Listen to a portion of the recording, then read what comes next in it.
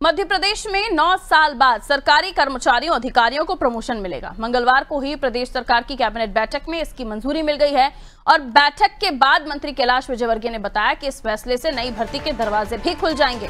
Promotion में आरक्षित वर्ग की हिस्सेदारी को भी इसमें ध्यान में रखा गया है। प्रमोशन में किसी प्रकार की विधिक तकलीफ नहीं आएगी, इसका भी पूरा ध्यान रखा गया है। अग्रिम डीपीसी के प्रावधान किए गए हैं। वरिष्ठता को ध्यान में रखा गया है कि इन परिस्थितियों में लोक सेवक अपात्र होगा, इसे भी स्पष्ट किया गया है।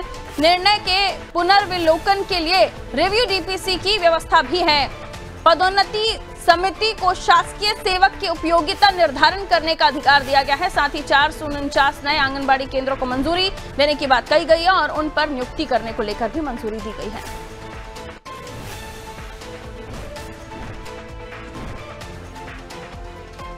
तो मध्य प्रदेश में प्रमोशन में आरक्षण के बाद अब प्रमोशन की जो राह है वो खुल गई है। वो इसलिए भी क्योंकि इसको लेकर एक बीच का रास्ता अख्तियार किया गया है और 9 साल के बाद इस पूरे मामले को लेकर पटाक्षेप की स्थिति बनती हुई दिख रही है। हालांकि कुछ टर्म्स हैं जो लागू हैं। जो कैबिनेट की महत्वपूर्ण बैठक हुई है उसमें कर्मचारियों के लिए एक बहुत बड़ा निर्णय लिया है। आप सभी जानते हैं कि बहुत सारे कारणों से, मैं कारणों को नहीं गिनाऊंगा, आप सबको मालूम है, नई भर्ती के दरवाजे भी खुलेंगे। तो एक बहुत बड़ा महत्वपूर्ण निर्णय लिया है। 9 वर्षों बाद आरक्षित वर्गों का प्रतिनिधित्व हमने सुनिश्चित किया है और उनके हितों का भी पूरा ध्यान रखा है हमने। कहीं पर भी जो आरक्षित वर्ग है उनके परसेंटेज को पूरा ध्यान में रखते हुए हमने परसेंटेज 2.0 योजना के अंतर्गत विशेष जनजाति क्षेत्रों में पीएम जनमन कार्यक्रम हेतु 459 नवीन आंगनवाड़ी केंद्रों की स्थापना, संचालन एवं भवन निर्माण की स्वीकृति दी गई है। इस बार रक्षाबंधन पर फिर हम 250 रुपये का अतिरिक्त भुगतान हमारी बहनों को करेंगे। लगभग 1,27,00,000 लाडली बहनों को 1250 के अतिरिक्त 250 रुपये और देंगे। यह निश्चित रूप से हमारी लाडली बहनाओं के प्रति जो मुख्यमंत्री जी का अटैचमेंट है। और तो देखिए, प्रमोशन में आरक्षण के मामले में अब प्रमोशन की राह खुलती हुई दिखाई दे रही है। 2016 के बाद ये फैसला 9 साल के बाद अब देखिए इसे लिया गया है, जिसमें बताया जा रहा है आरक्षण में प्रमोशन को लेकर मामला सुप्रीम कोर्ट में भी था। सरकार ने वहां एसएलपी भी दाखिल की थी जिसके प्रमोशन नहीं हो पा रहे थे, लेकिन अब वो रास्ता खुल गया है। साल 2002 में ये पूरा मैटर सामने आया था जिसमें तत्कालीन सरकार ने प्रमोशन के नियम बनाते हुए प्रमोशन में आरक्षण का प्रावधान दिया था। ऐसे में आरक्षित वर्ग के कर्मचारी प्रमोशन पाते गए, लेकिन अनारक्षित वर्ग के कर्मचारी इस मामले में पिछड़ गए और इस मामले में अब विवाद बढ़ा तो कर्मचारी कोर्ट पहुंचे हैं। उन्होंने कोर्ट से प्रमोशन में आरक्षण खत्म करने का आग्रह किया था। कोर्ट को तर्क दिया था प्रमोशन का फायदा सिर्फ एक बार मिलना चाहिए। इन तर्कों के आधार पर मध्य प्रदेश हाईकोर्ट ने 30 अप्रैल 2016 को मध्य प्रदेश लोक सेवा पदोन्नति नियम 2002 खारिज किया। सरकार ने इस आदेश को सुप्रीम कोर्ट में चुनौती दी। शीर्ष कोर्ट ने यथास्थिति रखने का आदेश दिया, जिसके बाद तभी से अब प्रमोशन पर रोक लगी थी। लेकिन अब रास्ता साफ हो गया है। इसको और भी हम डिटेल में समझने की कोशिश करते हैं, क्योंकि कैलाश विजयवर्गीय जी को भी हम सुन रहे थे। उन्होंने भी बताया कुछ नॉर्म्स रहेंगे जिनको भी ध्यान में रखा रहेगा, यानी जो पात्र हैं उनका भी ध्यान रखा जाएगा, जो पात्र है उनका भी ध्यान रखा जाएगा। मनोज वर्मा जी हमारा पॉलिटिकल एडिटर है, हमारे साथ जुड़े हुए हैं स्टूडियो में। मनोज जी, मुख्यमंत्री डॉक्टर मोहन यादव ने भी इसको लेकर अपने ट्वीट के पोस्ट में भी एक्स पर लिखा कि 9 साल हो गए, पूरे 9 साल जिसके बाद ये रास्ता खुलता हुआ दिख रहा है। लेकिन इसको लेकर ये भी धारणा है कि क्या दोबारा ये मामला कोर्ट में जाएगा, यहीं पर पटाक्षेप हो गया है। जो लोग प्रमोशन का इंतजार कर रहे थे वाकई उन्हें प्रमोशन मिलेगा। देखिए, दोनों चीज़ें, क्योंकि सपाक्स और अजाक्स दो बड़े कर्मचारी संगठन है SC ST और जनरलों के, उनके बीच में पहले एक सहमति बनाई गई थी। दोनों की ओर से जो CS हैं अनुराग जैन, उनके सामने पावर पॉइंट प्रेजेंटेशन दिया गया था, उनकी सहमति ली गई थी। तो मोटे तौर पर एक जो फार्मूला बनाया गया वो ये बनाया गया है कि SC ST और OBC के जो रिजर्वेशन की कैटेगरी है उतने ही पद प्रमोशन में उनके लिए आरक्षित रखे जाएंगे। यानी SC/ST के लिए जो कोटा है उससे कोई छेड़छाड़ नहीं की जाएगी और उसी कैटेगरी में उनको प्रमोशन दिया जाएगा।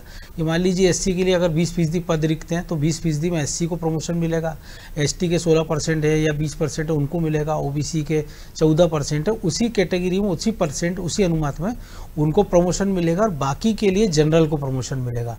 तो ओवरलैप किसी का साथ नहीं होगा कि ये नहीं होगा कि SC/ST का पद कम है और OBC को ज़्यादा प्रमोशन मिल गया या सवर्णों को ज़्यादा मिल गया। जिसके कैटेगरी में जितना कोटा है उतनी कैटेगरी में उनको प्रमोशन मिलेगा। लेकिन इस बात का ध्यान रखा जाएगा कि उनकी SCR कम से कम अच्छी हो। एक बस इसमें जो दिक्कत है कि जो कर्मचारी अगर कोर्ट जा सकते हैं कि जो कर्मचारी रिटायर हो चुके हैं पदोन्नति के आस में, जिनको केवल क्रमोन्नति मिली या शुरू के साल में जो रिटायर हुए, क्योंकि क्रमोन्नति का फार्मूला भी लगभग 2-3 साल पहले ही लाया गया था। उसके 5-6 साल के शुरुआत में जो कर्मचारी रिटायर हुए जिनका प्रमोशन होना था, वो कर्मचारी अगर कोर्ट जाते हैं तो क्या उसके लिए क्या प्रावधान किया गया है ये अभी क्लियर इस पॉलिसी में नहीं है। लेकिन कुल मिलाकर ये है कि इससे एक बड़ा फायदा ये होगा कि लगभग 4 लाख कर्मचारियों को प्रमोशन मिलेगा और लगभग 2 लाख वैकेंसियाँ निकलेंगी।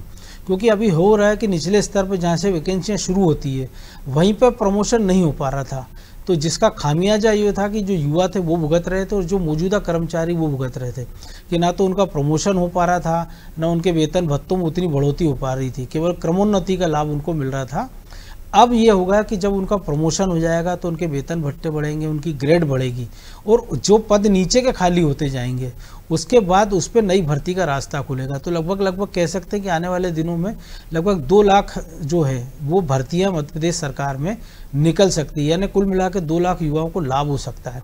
तो अभी तक तो ऐसा लग नहीं रहा है कि इसके खिलाफ कर्मचारी जाएंगे, क्योंकि सबकी सहमति से फार्मूला बनाया गया है। उसके पहले कमलनाथ सरकार के समय भी इसको लेकर प्रयास किए गए थे, बाद में शिवराज सरकार के समय भी इसको लेके कमेटी बनाने की बात कही गई थी कि इसको लेके कमेटी बनाई जाएगी जो कि फार्मूला निकालेगी। लेकिन केवल ये हुआ था कि क्रमोन्नति पर सहमति बनी थी कि अभी कुछ नहीं है तो क्रमोन्नति दे दी जाए, वो भी सशर्त क्रमोन्नति थी कि अगर कोर्ट का आदेश उसके खिलाफ जाता है तो फिर वो क्रमोन्नति भी वापस ले ली जाएगी। लेकिन अब जो नया प्रावधान किया गया है तो उसमें सीधा सीधा है कि आपको सीधे प्रमोशन मिलेगा, लेकिन आपकी SCR देखी जाएगी, पिछला 7 साल का जो ट्रैक रिकॉर्ड है वो देखा जाएगा और जो पहला प्रमोशन मिला था उसके बाद आपका कामकाज कैसा था इस सबको ध्यान में रखा जाएगा। तो लग नहीं रहा है, क्योंकि कर्मचारी 9 साल से लगातार इसको भुगत रहे हैं, तो कोई भी कर्मचारी ये नहीं चाहेगा कि इसको लेकर फिर से कोई विवाद हो, फिर मामला कोर्ट कचहरी में जाए और फिर से उनका प्रमोशन रुक जाए। क्योंकि अब की मामला कोर्ट में जाएगा तो हो सकता है फिर सरकार मजबूरी में क्रमोन्नति भी देना बंद कर दे और जिसका पूरा खामियाजा जो मौजूदा कर्मचारी उनको भुगतना पड़ेगा और जो लोग नई नौकरी की तलाश कर रहे हैं, उम्मीद में बैठे हैं, उनको भुगतना पड़ेगा। बिल्कुल, बहुत शुक्रिया मनोज जी जानकारी के लिए। तो एक ऐसा मैटर था, काफ़ी लंबे समय से कर 9 साल, पूरे 9 साल हो गए जब कर्मचारी अपने प्रमोशन को लेकर इंतजार कर रहे थे और अब जाके इसका हल निकला है, राह निकली है। और इसमें भी देखिए कुछ चीज़ें हैं कि जिसमें जितना आरक्षण है जिस वर्ग के लिए उसे उस हिसाब से ही प्रमोशन मिलेगा। उसमें वरिष्ठता भी देखी जाएगी, पात्रता भी देखी जाएगी, कुछ ऐसे पॉइंट्स रहेंगे। और जो ये आंकलन किया जा रहा था कि क्या कर्मचारी जो खासतौर पर रिटायर हो चुके हैं, जिन्हें क्रमोन्नति पिछले साल मिली थी, या कुछ ऐसे जिन्हें वो भी नहीं मिला, तो और वेतन भी उनका बढ़कर नहीं मिला, तो ये कहा जा रहा था कि क्या वो इसको लेकर रुख कर सकते हैं। तो उस पर भी क्लियरिटी ये आ रही है कि इस पूरे मामले में वैसे ही कर्मचारियों ने लंबा इंतजार कर लिया है, तो अब इस पर सहमति बनती हुई दिख रही है। और इससे पहले एक मीटिंग की गई थी जिसमें इन पूरी बातों को एक पावर पॉइंट प्रेजेंटेशन के माध्यम से रखा गया था, जिसमें सभी ने सहमति जताई थी।